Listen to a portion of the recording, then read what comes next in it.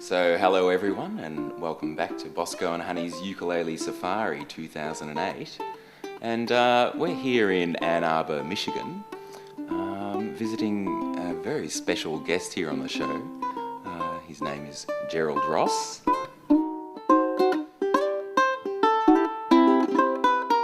So GERALD, you're very well known as a Hawaiian steel player. Mm-hmm. And you've been doing that for a long time, have you? Well, I started playing the Hawaiian steel in 1998. I've been playing music and guitar since I was 14. Really? So it's been a long time. Mm-hmm. And in 98, I picked up the steel guitar, and it was a very painful experience. It was really bad for a long time.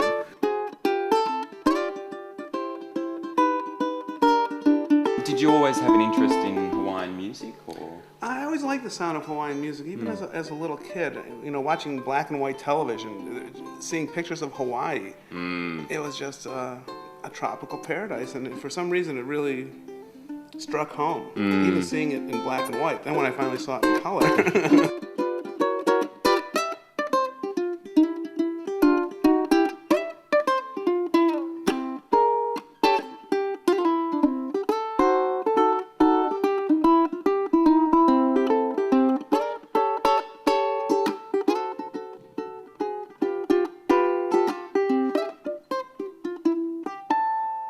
What about the ukulele? When did you start playing the ukulele? The ukulele, I always messed around with it. I never owned one, but friends would have them, and being a guitar player, it's very easy to pick up ukulele, especially the way a ukulele is tuned. In this tuning, it's tuned G, C, E, A.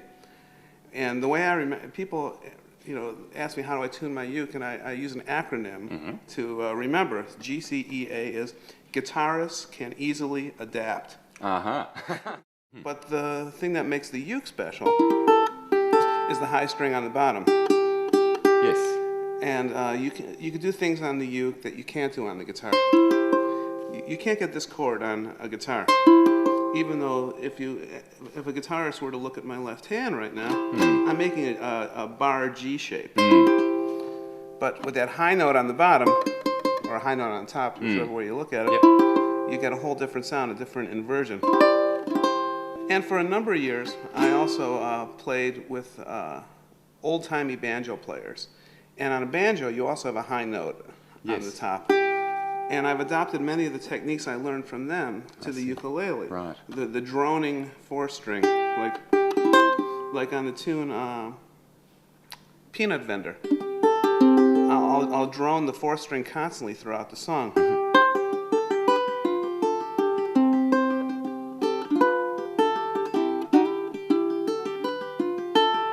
See, it sounds like there's a lot going on there, but if you were just to isolate my thumb. Yes.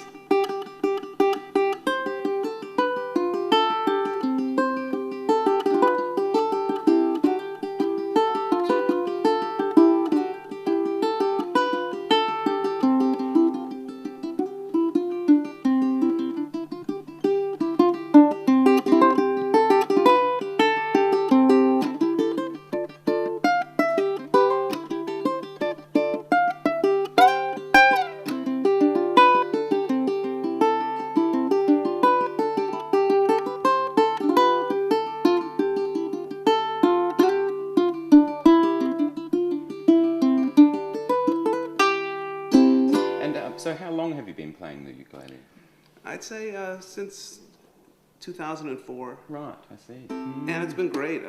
It's opened up a whole avenue for gigs for me that I never had before, playing all these ukulele festivals, and I'm meeting wonderful people. I've met you folks, and you're here in my house now, and if it wasn't for the ukulele or the internet, you wouldn't be sitting here right now. Exactly. It's great. Yes, exactly. So I'm having a really great time going around and playing ukulele festivals, and I bring the steel guitar with me too, so Yes. that's an added attraction. Well, no one ever complains. No do one they? complains, but I want to play the uke. I go to these festivals and I bring, they hire me as a uke player, and then they want me to play steel guitar all weekend long. Okay, we're going to go downstairs now to Gerald Ross World Headquarters and my music studio. Headquarter.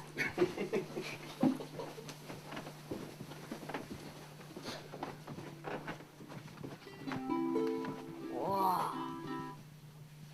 Look at this. Okay, here are all my various instruments that I play and have collected over the years. I don't know how many guitars are here. In terms of what ukulele players might be interested in, this is my ukulele collection. I have one of the original Bushman Jennies, the concert size. I think this was one of the first group that came to the United States.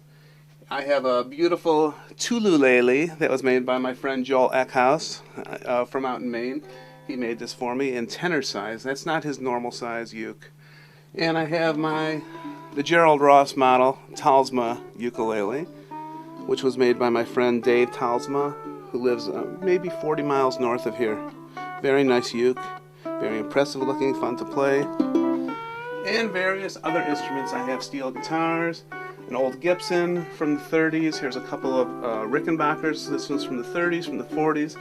This is my airline-friendly travel guitar that fits in the overhead.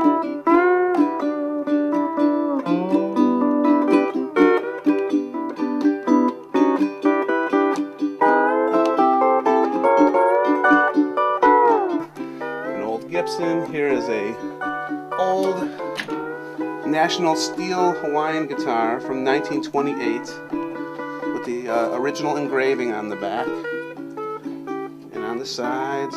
This is in really good shape.